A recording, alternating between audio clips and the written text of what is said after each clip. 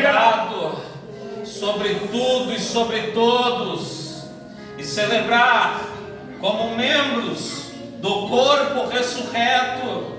Estamos aqui reunidos, irmãos, para adorar, para bendizer e para manifestar exteriormente aquilo que já está acontecendo, que é a comunhão, que é a presença, que é a glória de Deus na nossa vida. Aleluia, aleluia. Quem achou diz amém, Jesus.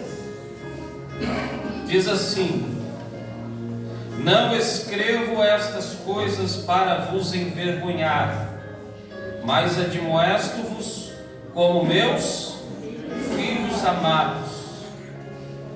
Porque ainda que tivesseis 10.000 aios em Cristo, aios, ou, vamos ver se tutores, né? Aios ou tutores, que é a mesma coisa.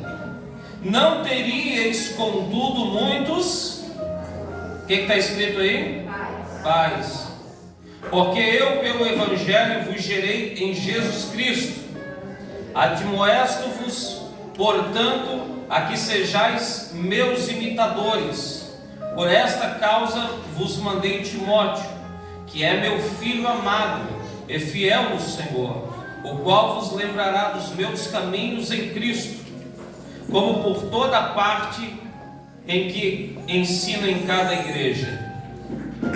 Mas alguns andam inchados, como se não houvesses de ter convosco, mas em breve irei ter convosco, se o Senhor quiser, e então conhecerei, não as palavras dos que andam inchados, mas a virtude, porque o reino de Deus não consiste em palavras, mas em virtude. Que quereis? Ir ter convosco com vara, ou com amor e espírito de mansidão? Aleluia, glória a Deus, glória a Jesus. Coloque a Bíblia no assento um pouquinho, irmão. Oh, aleluia, glória a Deus. Vamos orar mais um pouquinho, vamos? Jesus disse que a casa seria chamada o quê? Casa de oração. Vamos orar, vamos, fecha os olhos. Pai, nós estamos aqui para te louvar, para te bendizer, mas também para ouvir a tua palavra aqui nessa noite, Senhor. Meu Deus, que possamos sair daqui alimentados pela tua palavra. Meu Deus, que possamos sair daqui transbordantes do amor, na revelação. Meu Deus, na unção do teu Espírito Santo sobre a nossa vida. Que nessa noite, Senhor, as cadeias que tentam segurar a vida espiritual deste homem sejam rompidas.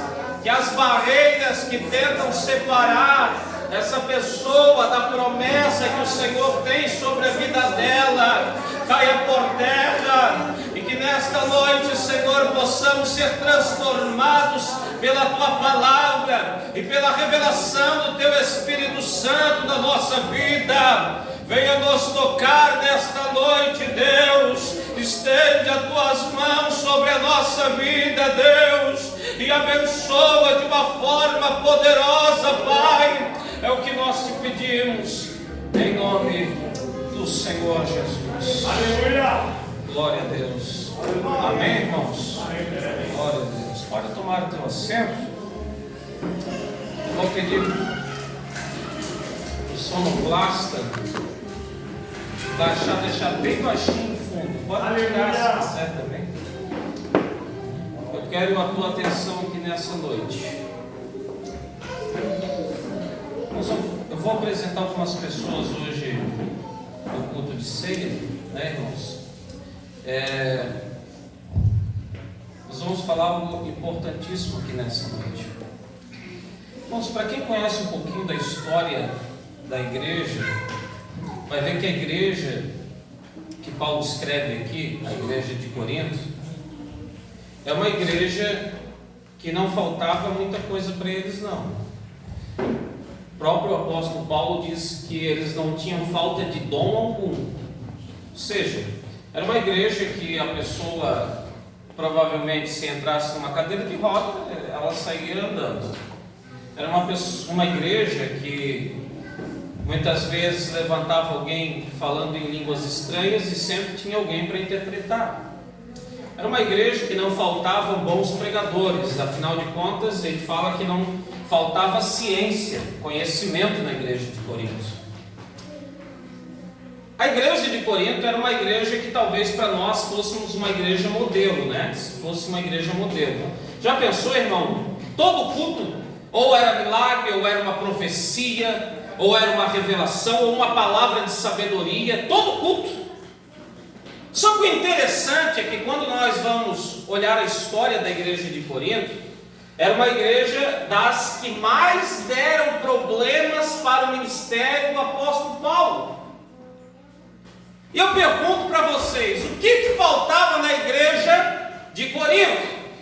Se não faltava conhecimento, se não faltava dons, se não faltava poder, Paulo, ele especifica pelo menos 3 coisas que faltavam na igreja de Corinto. Primeiro era o amor. Eles tinham dons, eram capacitados por Deus, mas o que eles faziam, eles não faziam por amor. Faltava o caminho mais excelente, que era o caminho do quê? Do amor. E quando a gente faz alguma coisa para Deus, mas não faz por amor, fica algo imperfeito. Porque Deus não recebe nada que a gente não faça por amor, irmão. Deus, ele pode até apertar o teu sapato, ele pode causar situações para te trazer para ele, mas ele só vai receber aquilo que você faz com amor e por amor. Outra coisa que faltava na igreja de Corinto era pulso firme. Eles não tinham pulso firme. A história vem falar que na igreja de Corinto havia um caso de prostituição gravíssima. Havia um rapaz que adulterava com a própria madrasta dentro da igreja, e eles não tinham pulso firme para repreender.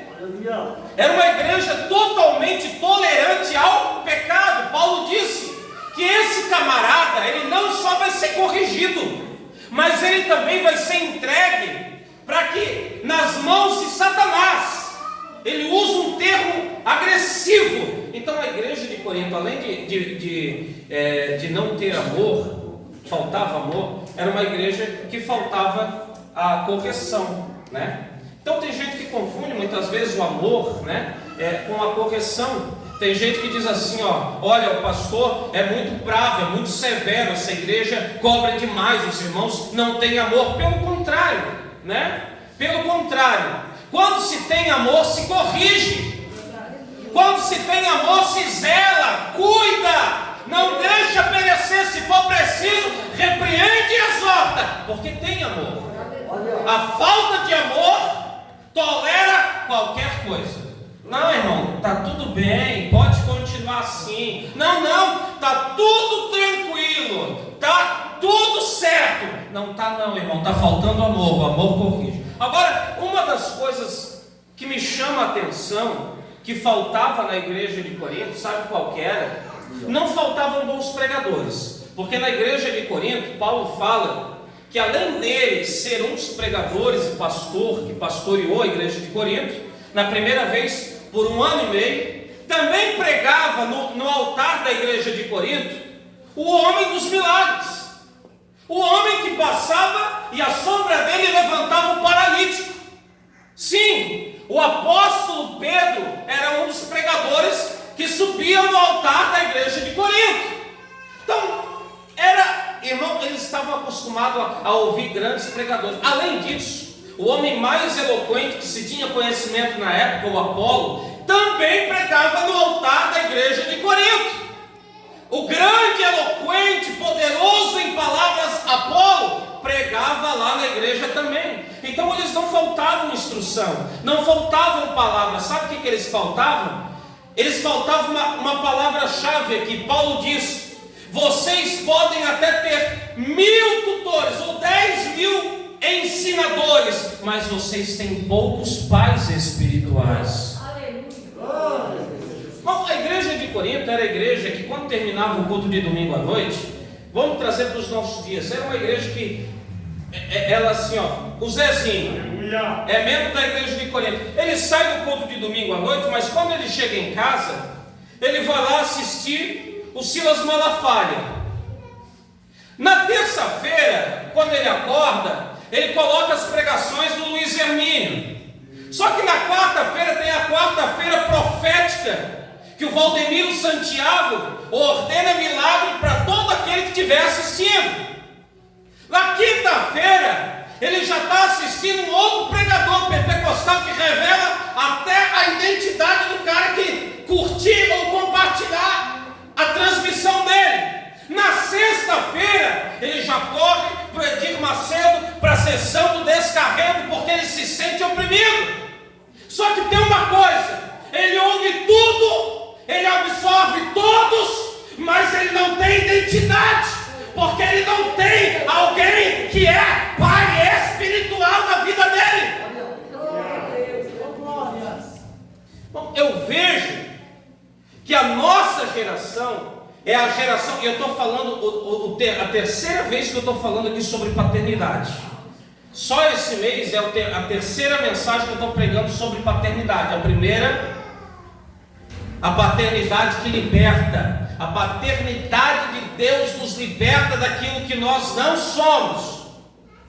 Eu preguei a última vez sobre o avivamento da paternidade, que muito em breve, o último grande avivamento está escrito em Malaquias 4 e 5, que fala que Deus enviará antes do grande e terrível dia do Senhor o profeta Elias, que converterá o coração dos pais aos filhos e dos filhos aos pais. O último grande avivamento não é um avivamento de dons, não é um avivamento da santidade igual foi na época de John Wesley em 1703.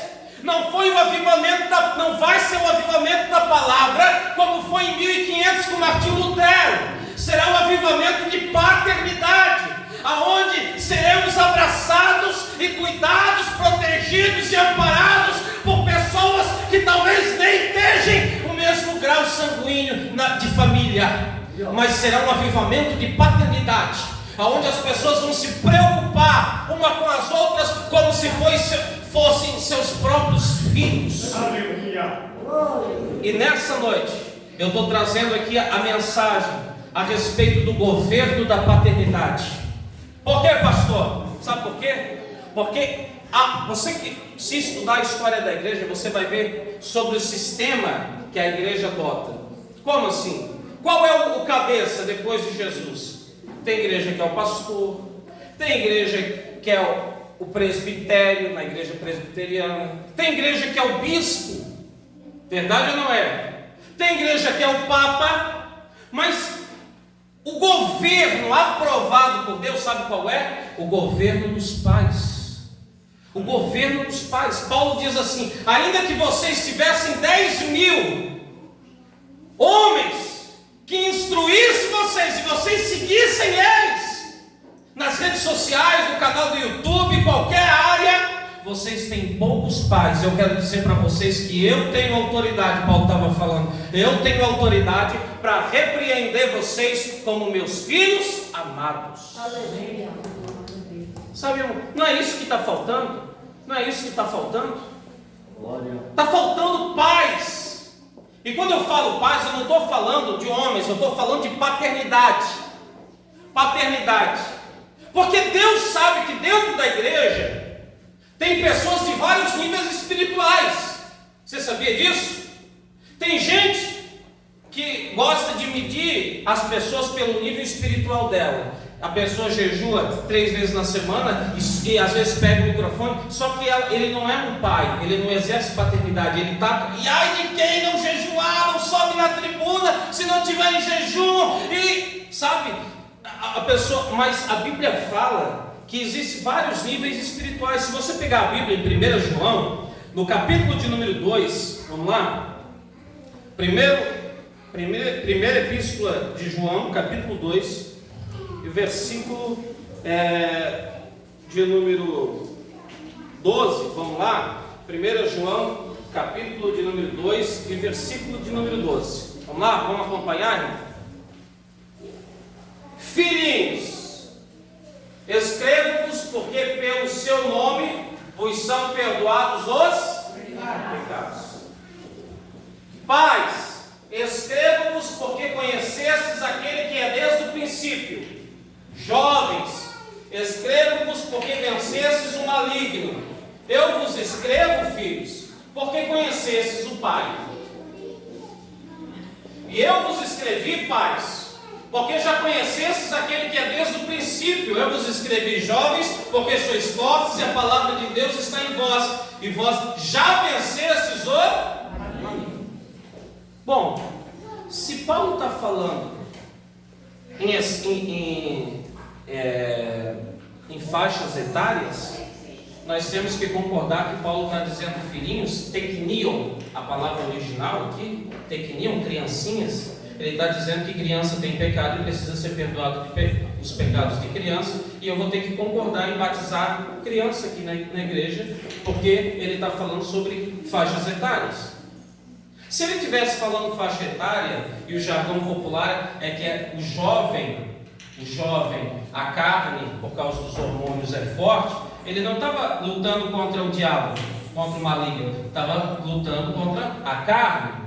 Mas João, ele deixa bem claro que existe teknion, ou seja, criancinhas na fé, e toda vez, em toda a epístola de João, 1ª, 2ª e 3ª de João, quando ele fala criancinhas, ele sempre está falando a respeito da luta do cristão contra o pecado. Filhinhos, não pequeis, mas se vocês pecar, vocês têm um advogado junto do Pai. Sabe por quê? Porque quando a pessoa se converte a Jesus, ela entra na igreja, a luta dela não é contra o diabo. A luta dela, sabe o que é? É contra o pecado, porque ela está abandonando. Ela estava até ontem fumando, até ontem bebendo, até ontem se prostituindo. Então, quando ela vem para o Evangelho, a luta dela, qual que é? Contra o pecado. Ela vai estar sempre na luta contra o pecado, até ela ser jovem espiritual, até ela começar a amadurecer, sair da infantilidade. É por isso que eu aqui... Eu quero ousar dizer, cria vergonha na cara. 10 anos na igreja e vem perguntar para o pastor se pode ou não pode. 20 anos dentro da igreja. Ai pastor, eu estou naquela luta, eu não sei se eu vou vencer. Tu é criança espiritual ainda. Isso aqui não é berçário não, meu irmão. Aqui é um quartel-general, aonde entra pessoas despreparadas, são chamadas, convocadas, capacitadas para sair para a guerra. Só que você trata um adulto como trata uma criancinha? Olha aqui, ó. Trata um adulto como trata uma criancinha? Tem como? Claro que não. Claro que não. Então Deus sabe que existe graus de maturidade dentro da casa de Deus. Não. O jovem, ele já não está mais lutando com o pecado. Sabe o que ele está lutando? Contra o inferno, contra Satanás, contra o maligno. Sabe por quê? Porque a palavra de Deus está nele. Ele está lutando, combatendo. É por isso que a igreja, irmão, está faltando também você sair da carnalidade, abandonar isso que está te consumindo, ir para o joelho e começar a enfrentar Satanás. Irmão, através da oração, do jejum, da pregação, começa a fazer alguma coisa para Deus. É que não está na hora, irmão, da gente parar de ficar tanto tempo, né, assistindo o celular na mão e começar a entrar em guerra, entrar em batalha para vencer o maligno? Será que não, irmão? Agora, qual é, pastor, o governo dos pais? Sabe por quê? Porque o pai é aquele que gera, né? Ele gera, como Paulo diz, eu vos gerei em Cristo Jesus. É o que gera, é o que provê, o que protege e o que dá destino. Amém? Amém, irmãos? Agora é interessante, quando eu olho para a Bíblia Sagrada, eu vejo um dos homens que mais exerceu paternidade, sabe qual que era? Barnabé. Barnabé era um homem que, quando o apóstolo Paulo, que não era apóstolo, era Saulo de Tarso, perseguidor, assassino, que acabava com todo mundo, quando ele se converte, você acha que a conversão dele foi de Deus ou não? Sim ou não? Sim. Ele se converte. Agora, você acha que o apóstolo Pedro abraçou ele? Por quê, irmão? Porque de duas uma. Ou Paulo está mentindo, e o primeiro que abraçar vai ser o primeiro que vai para a foice. Ou ele está falando a verdade. E se ele está falando a verdade, ele fez tanto mal a tanta gente, que quem estiver junto também vai para o estouro. Então ninguém queria abraçar Paulo. Paulo, deixa esse camarada aí, manda ele de volta para Tarso, porque o cara é problema. Sabe quem lembrou de Paulo? Barnabé. Barnabé disse assim: eu tenho uma obra, né? Deus me chamou para uma obra, só que eu não vou sozinho não. Não vou sozinho não. Se quiser aumentar o retorno aqui, irmão, tá complicado hoje. Eu não vou sozinho não. Ele lembrou de Paulo. Sim ou não? Lembrou de Paulo, discipulou Paulo, cuidou de Paulo. Chega no capítulo 13 de Atos, chega na igreja de Antioquia, o Espírito Santo diz assim, separa Paulo e Barnabé para a obra que eu tenho chamado. Não é pastor que seleciona, não. Não é, irmão. Sabe quem que te convoca, que te chama e te capacita? O Espírito Santo de Deus. O Espírito Santo de Deus.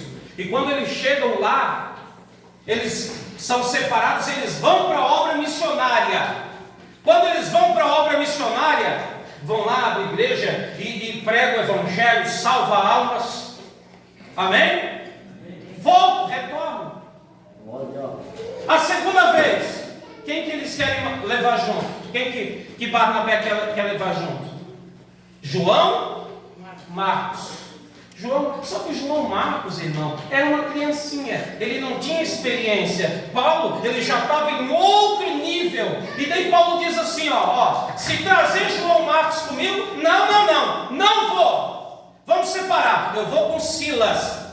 Tu, Barnabé, não sei o que tu vai fazer da vida. Não, eu vou com João Marcos. Sabe o que a história nos diz? A história nos revela que Paulo era um grande missionário. A obra que Deus tinha na vida dele era maior do que na vida de Barnabé, mas ele não estava preparado para ser um pai espiritual. E Barnabé era pai espiritual, e ele abraçou João Marcos. E se você ler, Paulo, antes de morrer, ele diz assim, olha, quando eu estou prestes a morrer, mas não esquece de mandar João Marcos, porque ele é muito útil no ministério.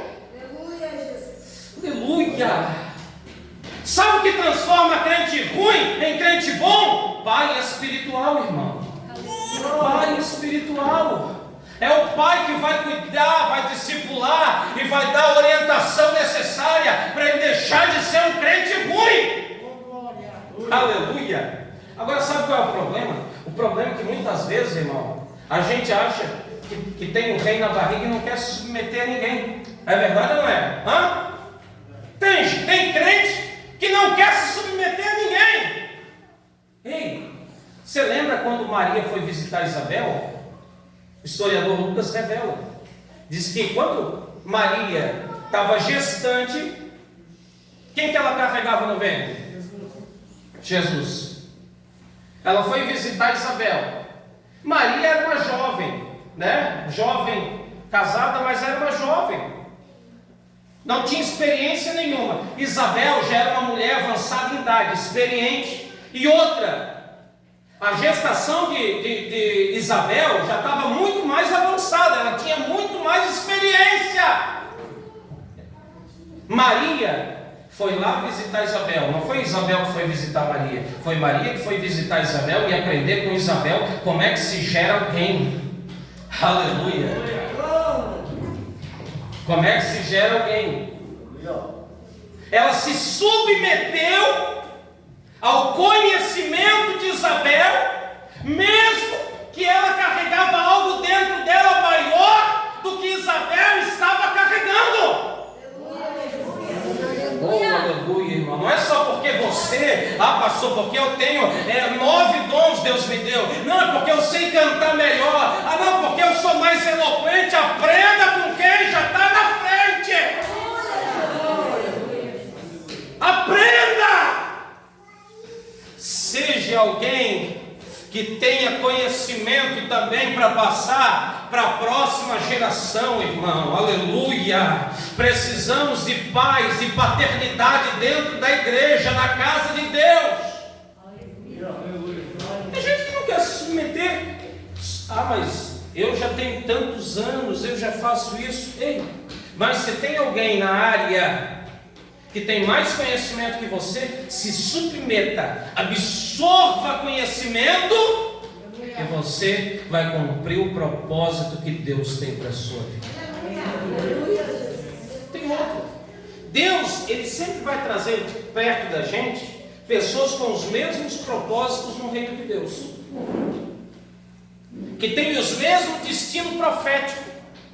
Deus vai trazer para nós termos conhecimento e seguirmos a nossa jornada, irmão. Aleluia.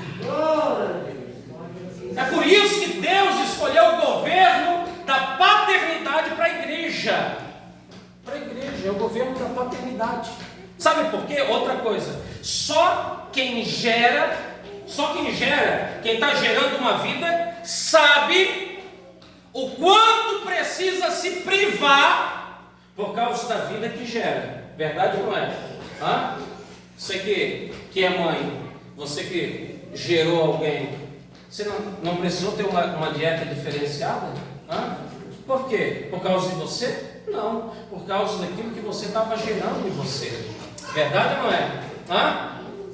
Ei, mulher gestante pode beber bebida alcoólica? Claro que não. Não pode. Não pode comer qualquer coisa. Não pode beber qualquer coisa. Não por causa da saúde dela, por causa da saúde da criança que ela está gerando. E isso, só quem gera sabe, irmão. Quando vem alguém dizer assim, pastor, mas isso não me acusa, isso não tem nada a ver. Sabe o que eu entendo? Eu entendo que essa pessoa ela não gera vida. Ela só se preocupa com o seu próprio umbigo. Agora quem gera vida, quem exerce paternidade, se submete ao sacrifício, à renúncia, porque carrega vida, está gerando alguém. Aleluia. Israel precisava de um libertador, precisava de um